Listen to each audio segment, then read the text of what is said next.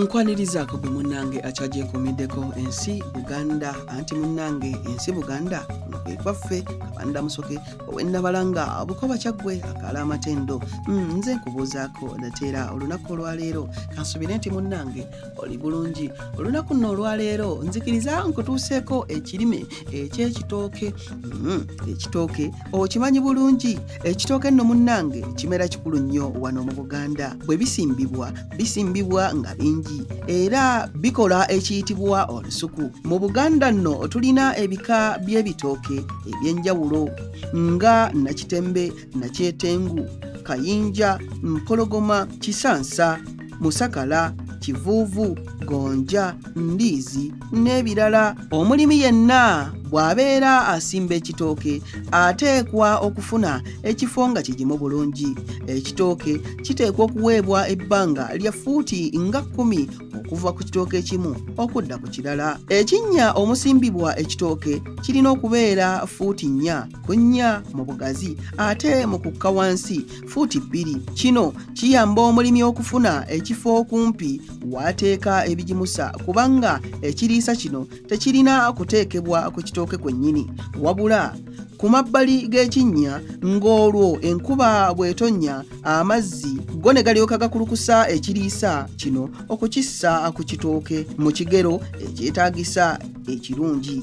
Bw'obeera osima ekinnya ofuba okulaba ng'ettaka eriddugavu n'erimyufu liteekebwa mu bifo eby'enjawulo kuba si buli ttaka nti libeera ddungi okuteeka ku kitooke. Era wano tussaako ettaka eriddugavu lyokka. Bw'omala okusima ekinnya wansi osookayo evvu olwo nozzaako obusa naye nga bulina kuba nga buwolu kuba bwe buba obulungi okussa ku kitooke. Olwo bw'omala okuteekamu obusa obikkako ettaka eriddugavu nga wano omu ayinza okusooka n'akirekamu sabbiiti ng'emu oba omulala ayinza okuteekamu endu ku ssaawa eyo yennyini. Naye kibeera eriye nga omulimi bw'oba ogenda okusimba ebitooke goberera bino. Ekisookera ddala ekinnya kirina kuba nga kigazi ate nga kiwanvu bulungi. Ekyokubiri ng'omaze okusima ekinnya teekamu obusa okumala wiiki nga nnamba ng'obutadde n'ettaka mu kinnya. Ekyokusatu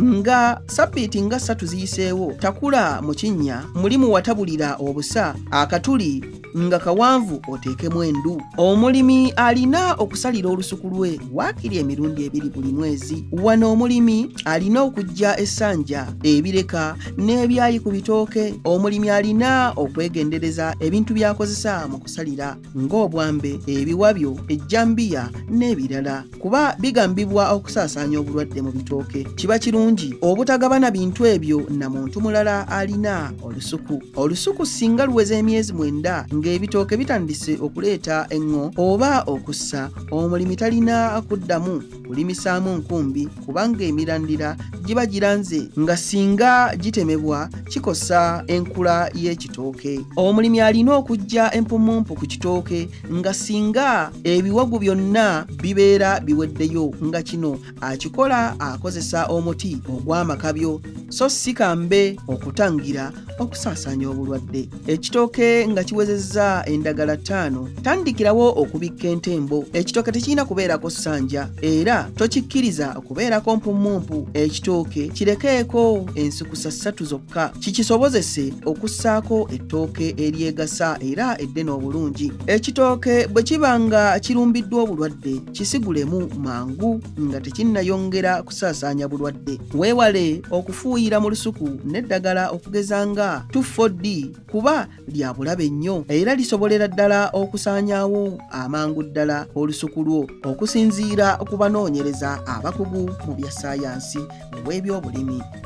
Omulimi alina okubikka olusuku ng'akozesa ebintu nga ebisoolisooli, ebisagaza ebikaze n'ebintu ebirala ebitamera nga bibeera bikozeseddwa. Omulimi asobola okukozesa nakavundira, obusa obuwolu ng'ebiriisa eri ebitooke. Wano ebiriisa bino biteekebwa mu mabanga so si ku bitooke kwennyini ku bikolo nga wano singa enkuba etonnya amazzi gakulukusa bulungi. Obugimu buno mu muwendo omuwendo ogw'ekigero ekyetaagisa eri ekitooke ekyo. Enkuba singa etonnya esobola okukulugusa ettaka nko n'ebigimusa, wabula wano omulimi asobola okutema ensalosalo mu lusuku okutangira embeera eno. Egimu nno ku migaso gy'ekitooke gye gino, kubanga n'ebiwata ebiva ku matooke mmere ya bisolo, ate ebitooke kuvaako ebyayo ebikozesebwa okuluka ebirago, okusiba emmere, enku nko n'ebintu ebirala. Ebitooke nno munnange bivaako endagala ezikozesebwa mu kusaaniika n'emirimu emirala. Ebitooke bikozesebwa mu kutimba nga ku mikolo, ku makubo, okulaga awantu, okugeza awali emikolo. Ebintu ebivaako bitundibwa, okugeza endagala, ate era munnange ne muvaamu ne ku ssente. Ebitooke bikozesebwa mu buwangwa, okugeza singa entaana esimibwa n'etaziikibwamu muntu, esimbibwamu ekitooke. Ebitooke bivaako enjogera, okugeza ekisoko nga yasimbyeyo kitooke, ekitegeeza nti yawonye okufa. Ekitooke kuvaako essanja erikozesebwa mu kuzimba ensiisira, okunyookeza kaabuyonjo ko n'ebirala. Ebitooke nno munnange bivaako emiziŋŋoonyo egyeyambisibwa mu kufumba, ate era bivaako emiziŋŋoonyo egyazannyibwanga Abaganda.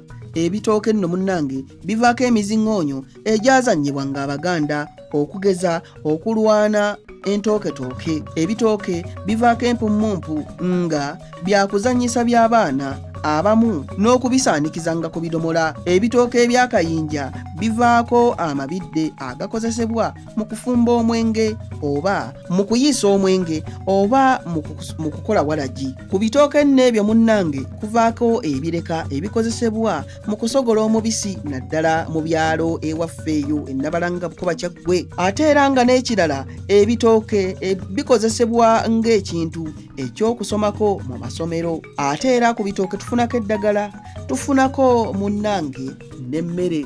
Ebyo nno bye bitooke. Munzikirize nzire ennabalanga abukoba kyaggwe akala amatendo, tuddingana ate mu kitundu ekirala ng'ate munnange nkuwa ebirala. Ayi Katonda akuuma Namulondo.